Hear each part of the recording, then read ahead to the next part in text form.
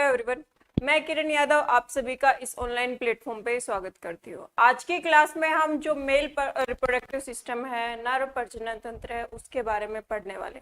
Last जो अपनी class हुई थी उसमें हमने मादा प्रजनन तंत्र के बारे में पढ़ लिया था कि कैसे कैसे निषेचन प्रक्रिया होती है, कितने टाइम पीरियड गर्भकाल का जो होता है उसमें किस चीज का जो भ्रूण है उसमें किस चीज का निर्माण हुआ, कब हृदय का निर्माण हुआ, कब आंतरिक अंगों का निर्माण हुआ, कब उसमें गतिशीलता शुरू हुई। तो वो सारी चीजें हम लास्ट क्लास में डिस्कस कर चुके हैं।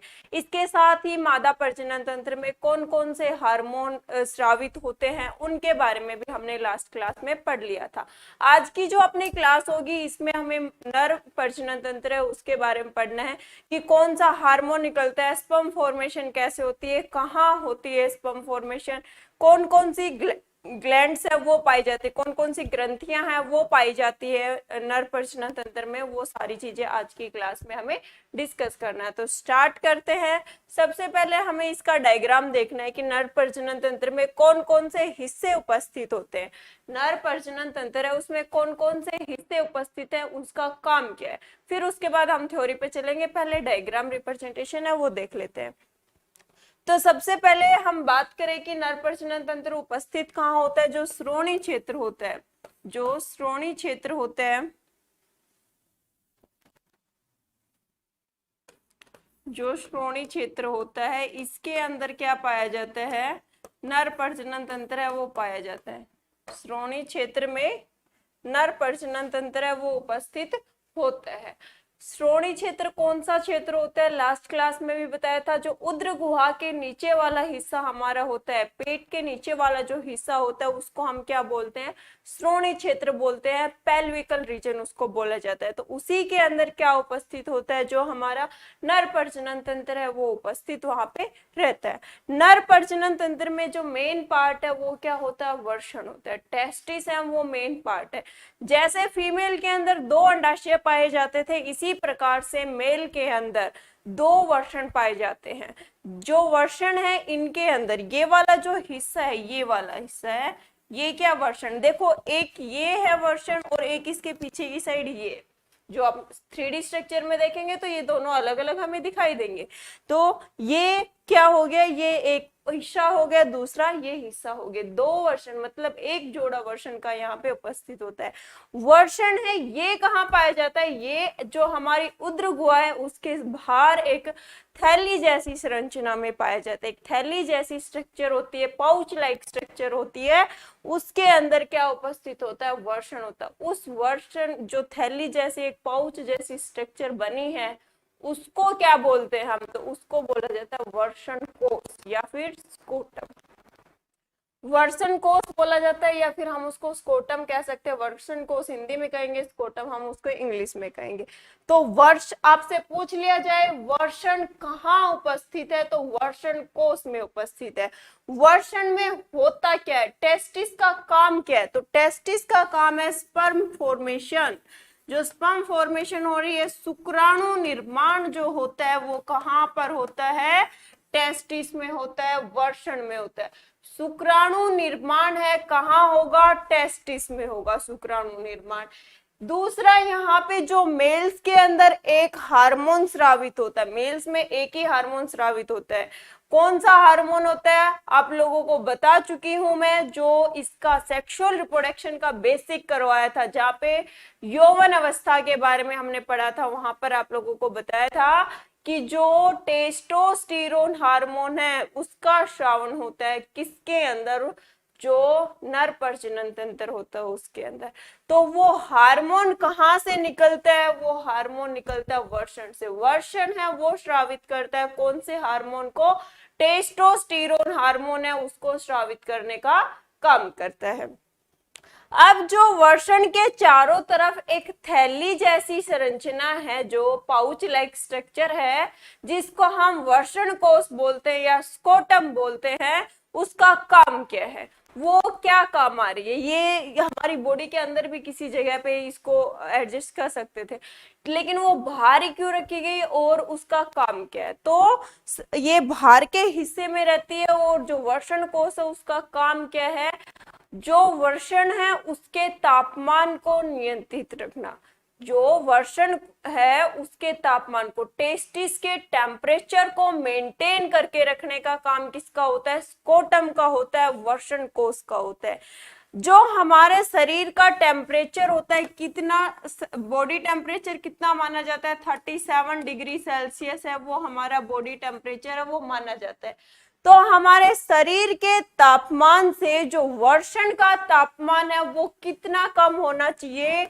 2 से 2.5 डिग्री सेल्सियस तापमान हमारे वर्षण का कम होना चाहिए। जो वर्षण है उसका तापमान 2 से 2.5 डिग्री सेल्सियस तक कम होना चाहिए, किसके? शरीर के तापमान से।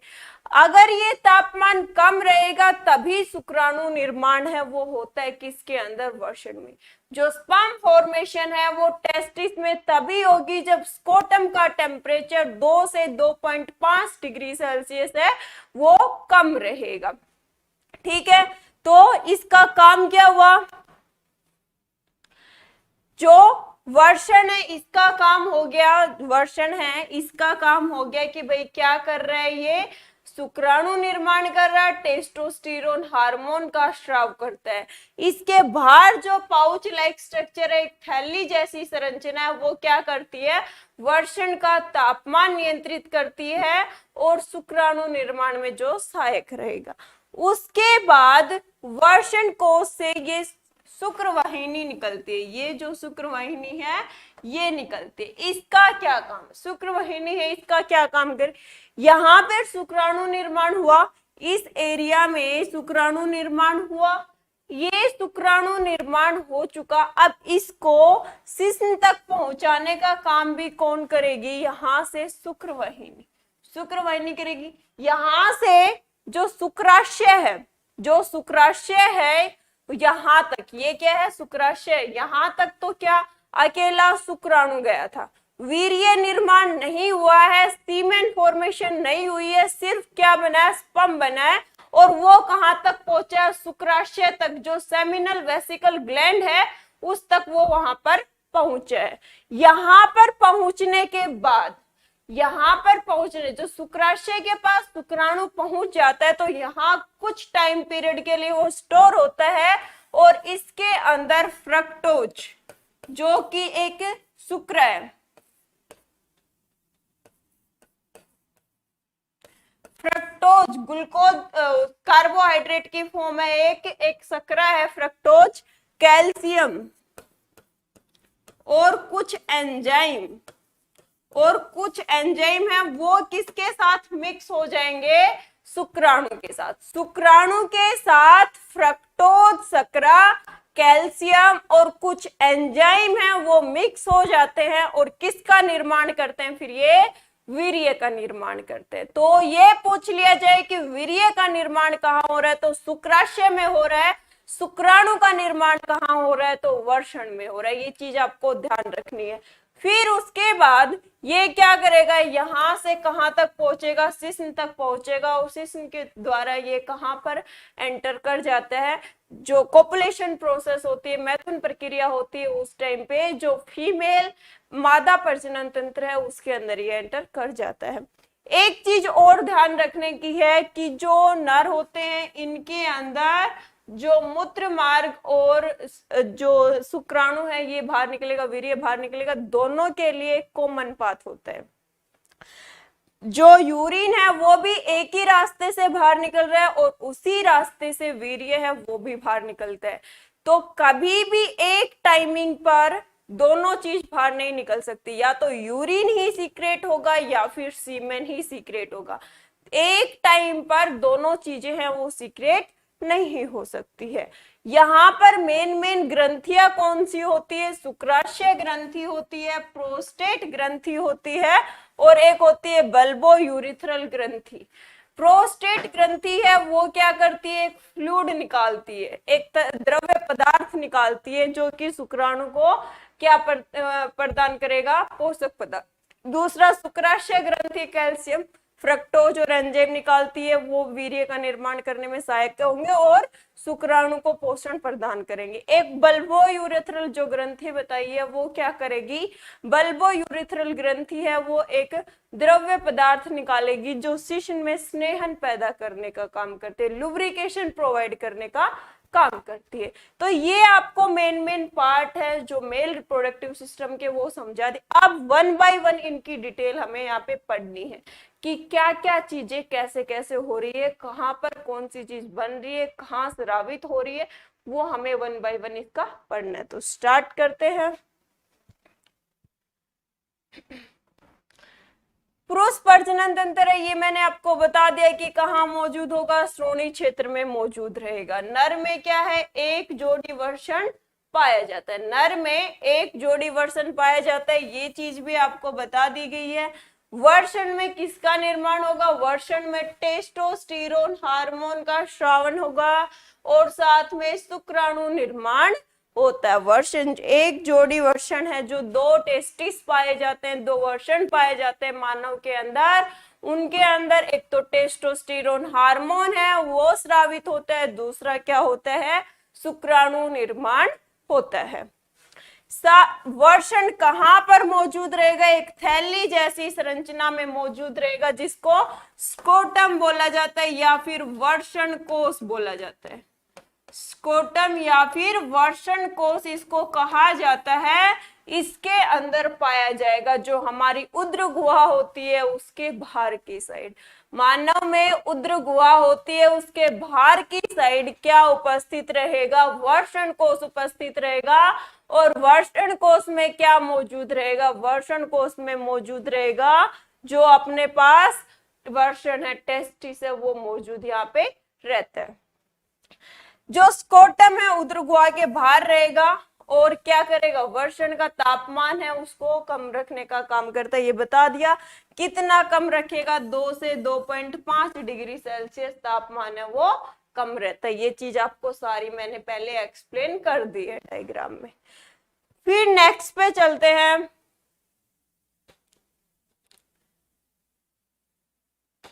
ये देखिए यहाँ पे जो स्कोटम है, स्कोटम के अंदर वर्षण कोष में किस प्रकार से टेस्टिस वर्षण है वो उपस्थित रहेगा, वर्षण कोष में वर्षण किस प्रकार से उपस्थित रहेगा। तो ये देखिए 2 पेयर, एक इधर रहेगा एक इधर प्रेजेंट रहेगा, दोनों में क्या रहेगा, शुक्राणु निर्माण होगा दोनों के अंदर ही। और क्या होगा, दूसरा टेस्टोस्टेरोन हार्मोन है वो स्रावित यहाँ पे होगा। वही चीजें आपको यहाँ पे बता रखी है कि तापमान को कम करने का काम करता है, स्कोटम के रूप में इसको जाना जाता है। फिर बात करते हैं हम नेक्स्ट की पर जो वर्षण होता है, जो वर्षण होता है उस प्रत्येक वर्षण में कितने वर्षण कोष पाए जाते हैं, कितने कक्ष पाए जाते हैं। जो वर्षण होता है उसमें कितने कक्ष पाए जाते हैं वो हमें यहाँ पर बताना है। तो प्रत्येक वर्षण में 250 कक्ष पाए जाते हैं और 250 कक्ष से ये किससे जुड़े होते हैं, सेमीफेरस नलिकाएं, जो शुक्राणु नलिकाएं भी इनको बोला जाता है, सेमीफेरस नलिकाएं भी बोला जाता है, उससे जुड़ा होता है। ये देखिए जो कुंडलित स्ट्रक्चर बनी हुई है पूरी की पूरी, ये क्या है, सेमीफेरस ट्यूब्यूल, और इन्हीं के अंदर क्या होता है, शुक्राणु निर्माण होता है। ये कुंडलित संरचनाएं जो पूरी की पूरी बनी हुई है इसके अंदर क्या हो रहा है, शुक्राणु निर्माण है वो होता है। तो क्वेश्चन पूछ लिया जाए कि वर्षण में कितने कक्ष पाए जाते हैं, तो वर्षण के अंदर 250 कक्ष है वो पाए जाते हैं। कौन सी नलिकाओं से जुड़ा होता है, सेमीफेरस या फिर शुक्राणु नलिकाओं से ये जुड़ा हुआ होता है और शुक्राणु निर्माण यहाँ पर होता है। फिर हम बात करते हैं कि जो शिश्न होता है, लिंग होता है, उसका क्या काम है। शिश्न है वो क्या है, भारी अंग है। शिश्न है वो भारी अंग है किसका, जो पुरुष प्रजनन तंत्र है उसका भारी अंग है। इसका काम क्या है कि भाई जो सीमेन है उसको किस में इंसिमिनेट करना, फीमेल ट्रैक में, फीमेल वजह होती है उसमें इंसिमिनेट करना। जो कोपुलेशन प्रोसेस होती है, मैथुन प्रक्रिया होती है उस समय पर, तो लिंग है, भारी प्रजनन तंत्र है, वीर्य को गर्भधान में, वीर्य के गर्भधान में ये मदद करता है, वीर्य के गर्भधान में मदद करता है। फिर एक बार जब मैथुन प्रक्रिया होती है, एक बार कोपुलेशन प्रोसेस होती है, मैथुन प्रक्रिया होती है, इसमें मेल से कितने, मेल से 20 से 30 करोड़ शुक्राणु, एक बार जब मैथुन प्रक्रिया हुई तो मेल से 20 से 30 करोड़ शुक्राणु हैं वो रखलित होते हैं या स्रावित होते हैं।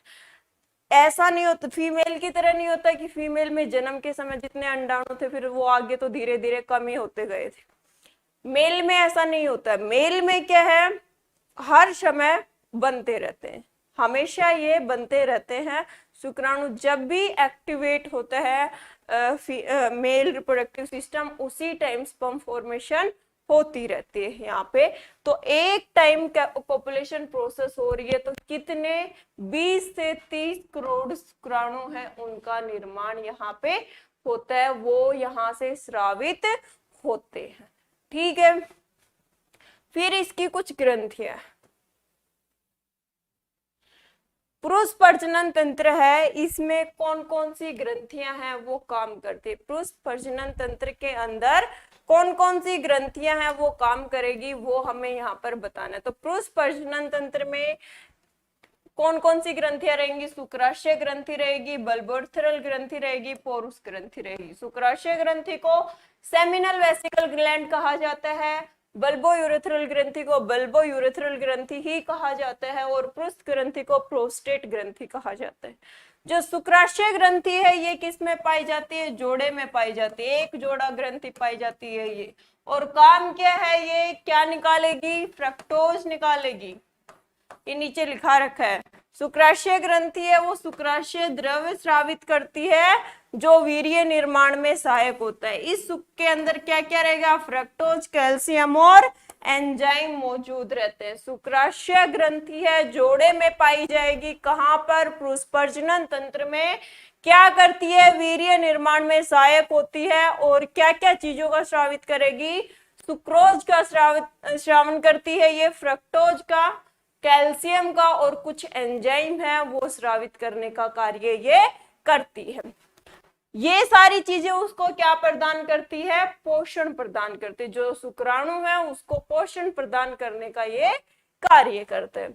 फिर है बल्बो यूरेथ्रल ग्रंथि। बल्बो यूरेथ्रल ग्रंथि है वो एक द्रव्य पदार्थ निकालती है।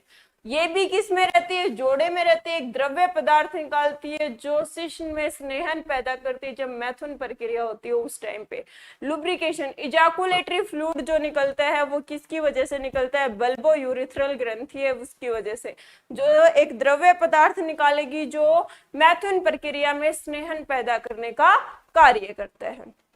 फिर है पोरुस ग्रंथि। पोरुस ग्रंथि है ये भी इजाकुलेटरी फ्लूइड निकालती है, ये भी लुब्रिकेशन प्रोवाइड करने का कार्य करता है। शुक्राशय ग्रंथि है, वीर्य निर्माण में काम करेगी, फ्रक्टोज, कैल्शियम, एंजाइम निकाल रही है, और ये दोनों ग्रंथियां हैं बल्बो यूरेथ्रल और पोरुस ग्रंथि, ये क्या कर रही है, ये दोनों के दोनों क्या स्नेहन पैदा करने के लिए एक तरलीय द्रव्य पदार्थ है वो उसको स्रावित करने का कार्य करती है। शुक्राशय ग्रंथि जोड़े में पाई जाएगी, बल्बो यूरेथ्रल ग्रंथि जोड़े में पाई जाएगी, और पोरुस ग्रंथि एक सिंगल ग्रंथि होती है, एक ही संख्या होती है, ये जोड़े में नहीं पाई जाती। बाकी दो जोड़े में पाई जाती है और एक पोरुस ग्रंथि है ये सिंगल पाई जाती है, जोड़े में ये नहीं पाई जाती है।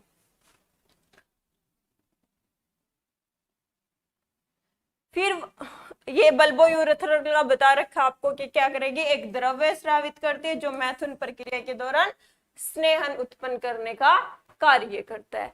ये आपका जो मेल रिप्रोडक्टिव सिस्टम था वो होता है कंप्लीट। क्या क्या चीजें पढ़ी हमने, क्वेश्चन क्या क्या पूछ सकते हैं। हमने पढ़ा कि भाई कहाँ पाया जाता है मेल रिप्रोडक्टिव सिस्टम, श्रोणी क्षेत्र में पाया जाता है। जो मेल रिप्रोडक्टिव सिस्टम है कहाँ पाया जाएगा, पेल्विकल रीजन में, श्रोणी क्षेत्र में उपस्थित रहेगा। यहाँ पर मेन काम किस किस के, वर्षण कोश का है, वर्षण का है, शुक्राशय का जो शुक्राशय ग्रंथि होती है उसका है, इसके अलावा बल्बो यूरेथ्रल और पोरुस ग्रंथि का है।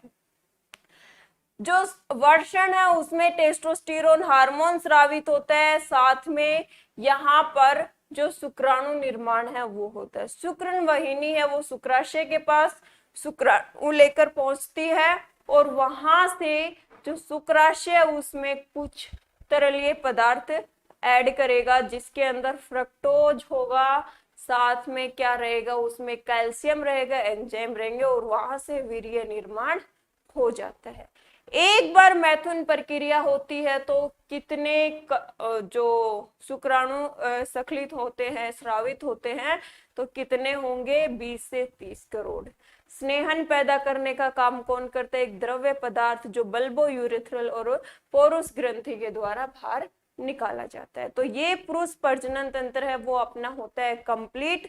इसमें हमने पूरा का पूरा पढ़ लिया। इसी के साथ जो मानव तंत्र वाला पार्ट है अपना, जो जीव विज्ञान उसमें मानव तंत्र वाला पार्ट है वो पूरा होता है। हमने पाचन तंत्र के बारे में पढ़ लिया था, श्वसन तंत्र पढ़ लिया है, प्रीसंचरण तंत्र, उत्सर्जन तंत्र, तंत्रिका तंत्र और प्रजनन तंत्र, सारे के सारे तंत्र हमने पढ़ लिए। नेक्स्ट जो अपनी क्लास होगी उसमें हम पोषक पदार्थ के बारे में पढ़ेंगे कि कौन कौन से पोषक पदार्थ है वो हमारे लिए जरूरी होते हैं, कितनी मात्रा में चाहिए, कौन सा हमें क्या, कौन ऊर्जा प्रदान करेगा, कौन शरीर के विकास के लिए सहायक है, तो वो सारी चीजें हम अपनी नेक्स्ट क्लास में डिस्कस करेंगे।